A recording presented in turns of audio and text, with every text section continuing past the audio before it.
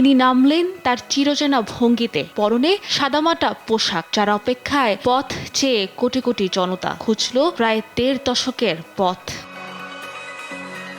তিনি আর কেউ নন, এই ভূমিরই সন্তান তারেক রহমান। মাটি ও মানুষের টানে ফিরেছেন লাল সবুজের পতাকার নিচে। বিমানবন্দরের ভিআইপি গেটের পাশের বাগানে খালি পায়ে দাঁড়িয়ে স্পর্শ করেন জন্মভূমির মাটি। ১৭ বছর আগে যে মাটি থেকে কান্না ভেজা চোখে বিদায় নিয়েছিলেন তিনি।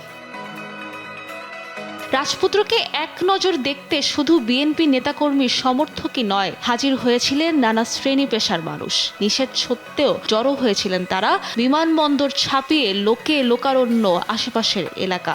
আমরা দেশনায়ক তারেক রহমানের ব্যানগাট হিসাবে রাজপথে ছিলাম, আছি এবং থাকবো ইনশাল্লাহ। আজকে আমাদের নেতা আসছে, আমরা সমস্ত বিএনপির নেতা কর্মীরা উৎফুল্ল।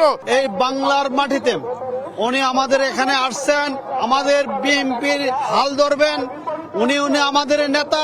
সবার মুখে একজনের নামেই স্লোগান আর উচ্ছ্বাস। কারো কারো হাতে শোভা পাচ্ছে ফেস্টুন, ব্যানার আর ধানের শীষ। তার প্রত্যাবর্তন দিবসকে স্মরণীয় করার জন্য সেই ঐতিহাসিক দিনে উপস্থিত থাকলাম, ইতিহাসের সাক্ষী হওয়ার জন্য। আমাদেরকে ছেড়ে কষ্ট দিয়ে অনেক কষ্টের বিনিময় সে দেশ ছেড়ে চলে গিয়েছে। তারেক জিয়া এই নির্বাচন নেতৃত্ব দিবে ইনশাল্লাহ। আগামী নির্বাচনে আমরা তারেক জিয়ার নেতৃত্বে আমরা ভোট করব।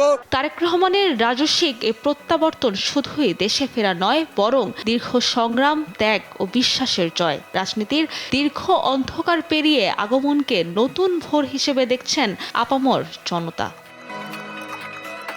সাবরিনা মজুমদার, দেশ টিভি।